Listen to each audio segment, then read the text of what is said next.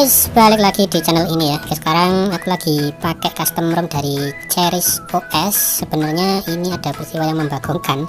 Kemarin aku telat untuk downloadnya, memang agak telat gitu. Dan ketika udah kelar download yang versi 2.8, tiba-tiba yang versi 2.9 muncul. Wah, ini sangat membagongkan sekali. Kambing emang. Tapi ya nggak apa-apa, langsung aja sekalian aku download 2.9 ya. Untung aja belum flashing yang 2.8 ya, jadinya nggak harus ngulang terlalu jauh. Oke, sekarang kita lihat dalamannya seperti ini. Langsung aja kita cek di bagian dalamannya. Di about phone, tampilan awalnya kesan pertama kayak MIUI ya pastinya, Cherish OS 2.9 official. Terus di bagian storage-nya ini nggak bisa kita klik ya, nggak di sini buat ngeklik buat lihatnya. Android 11 kayak gitu. Misalkan pengen lihat lebih dalam, tinggal klik aja di Android 11 nya, ini bakal muncul seperti ini. Dan biasanya harusnya tampilan seperti ini ya. Kalau yang awal tadi ya mungkin biar gaya-gayaan aja. 2.9 independent, Mojito official, maintainernya Kongguan, biskuit Kongguan. Oke, ini security patch-nya tanggal 5 Agustus sama kayak yang lain-lain juga. Kernel bawaannya LAUM bla bla bla 4.14 ya. Sekarang kita cek di bagian aplikasinya. Untuk aplikasi bawaannya nggak terlalu banyak sih sebenarnya. Ada beberapa aplikasi yang agak berbeda, biasanya nggak ada, ini ada, yaitu safety net. Tapi menurutku nggak penting banget safety net ini, ngapain ditambahin di sini juga ya. Selain itu ada aplikasi status bar lirik XCXT. Ini fungsinya buat apa aku nggak tahu ya sebenarnya, tapi aku enable aja. Terus kita bisa pilih mana aplikasi atau yang bakal kita tambahin ya, tapi aku nggak paham, ini kayaknya aplikasi bawaan semua. Terus di bagian bawahnya ini ada status bar lirik, tapi nggak aku klik. Yang ini bagian bawah ini juga gitu. Buat yang tahu ini aplikasi apa, silahkan komen di bawah guys ya. Kemudian untuk yang lain ya itu aja sih. Di sini untuk aplikasi Chrome-nya sudah ada ya, sudah include. Oke, kita langsung bahas untuk kameranya dulu. Di bagian kamera ini sudah pakai ANX yang tampilan terbaru seperti ini. Di bagian settingnya ada watermark yang bisa kita custom sendiri. Kemudian untuk setelan yang lain ya biasa aja. Ada shutter sound, ini bisa kita disable dan suaranya juga mau diem. Kemudian untuk save to SD card ini kalau kita aktifin ya nanti kita coba ya. Sekarang kita cek ya, kita tes dulu, tapi sebelum itu kita ke video buat lihat pengaturannya. Ada image stabilization, terus ada video encoder, tinggal klik aja nanti bakalan muncul di situ. Udah itu doang ya, nggak ada lagi. Buat pengaturannya sangat simpel sekali. Sekarang kita coba testing untuk kameranya ini gimana hasilnya guys. Oke, jadi hasilnya seperti ini ya. Untuk watermarknya mau muncul sama timenya juga mau muncul. Satu-satunya masalah di kamera ini ada di bagian more, kemudian di bagian vlog ya. Ini kalau kita klik seperti ini, tunggu beberapa saat kemudian bakalan error guys, muncul kamera error seperti ini, can connect to camera. Ya wes, biasanya bisa kalau di customer lain, tapi nggak tahu ini kok nggak bisa ya. Padahal aku nggak ganti apa-apa, nggak pasang mode, nggak pakai kernel lain, nggak ganti kernel maksudnya. Tapi ya emang kayak gitu. Kalau untuk yang lain-lain normal-normal aja guys. Oke, sekarang kita langsung aja masuk di menu settingnya buat lihat di network dan internet. Private network tipenya tentu aja sudah banyak pilihan ya. Terus sekarang kita cek untuk hotspot dan tetheringnya, ternyata sudah support bisa sharing VPN ya. Buat kamu yang suka injek gretongan, bisa tethering pakai custom ROM ini guys.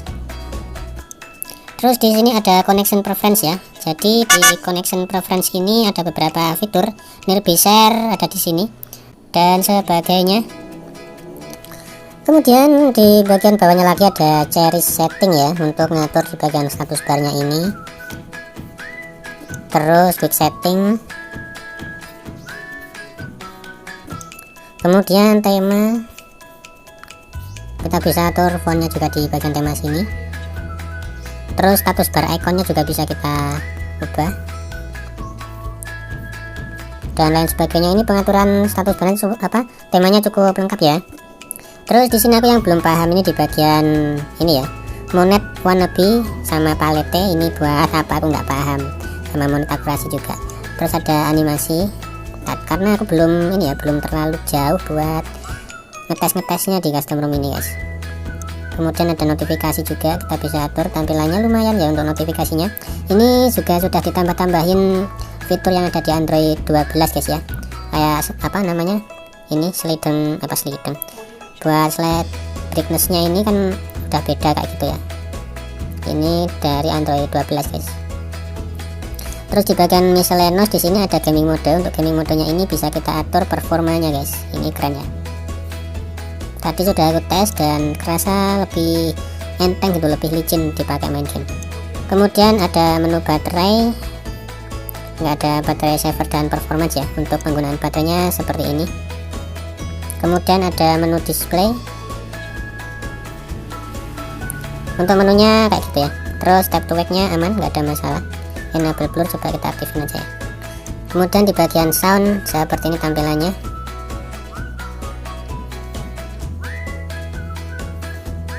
Di bagian bawah sini biasanya mentok cuma nyampe sini doang ya, tapi ini masih ada lagi untuk volume interface extras. Kemudian ada menu security, sudah support pin, fingerprint, face unlock, app locker, smart lock juga. Ketiganya sudah aku tes, aman, nggak ada masalah. Di bagian encryption-nya ini terenskripsi ya. Terus untuk storage-nya ada di sini guys ya, terbaca seperti ini 18 GB. Menurutku ini standar ya kalau untuk Mojito.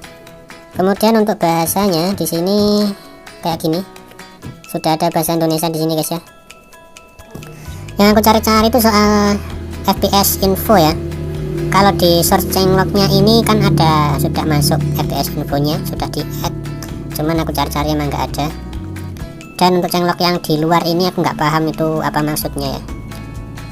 Buat yang mau download nanti bisa join aja ke grupnya ini. Linknya nanti bakalan aku taruh di deskripsi aja guys ya. Oke, selanjutnya kita cek di bagian quick settingnya. Ini sudah aku atur tampilannya seperti ini kurang lebih. Di bagian headernya ini bisa kita taruh gambar apa aja. Terus untuk jamnya ini juga bisa kita atur ke tengah, ke pinggir. Terus untuk fiturnya seperti ini, yang pasti sudah ada perekam layar yang sekarang lagi aku pakai. Kemudian ada always on display, kompas buat kalian yang suka bolang. Ada lumayan banyak ya untuk fitur-fiturnya yang ada di sini guys. Sekarang kita coba buat hidupin hotspot sama wifi secara berbarengan, dan ternyata nggak bisa ya, mental gitu. Yang mental itu bukan begitu kita hidupin hotspotnya, wifi-nya itu hilang kemudian mati lah. Sekarang kok bisa? Wah gimana ini? Jadi bingung. Tadi kan mental nggak bisa ya, sekarang jadi bisa. Nggak tahu ini apa nih? Nggak tahu ini kenapa dan apa namanya aku nggak paham juga ya. Nggak tahu ini benar-benar bisa apa enggak. Tapi secara kasat mata tadi awalnya nggak bisa, kemudian ini sudah bisa, dan di icon status barnya itu muncul untuk wifi sama hotspotnya. Sekarang kita cek di bagian menu panggilan apakah sudah ada fitur buat merekam obrolan saat kita nelpon.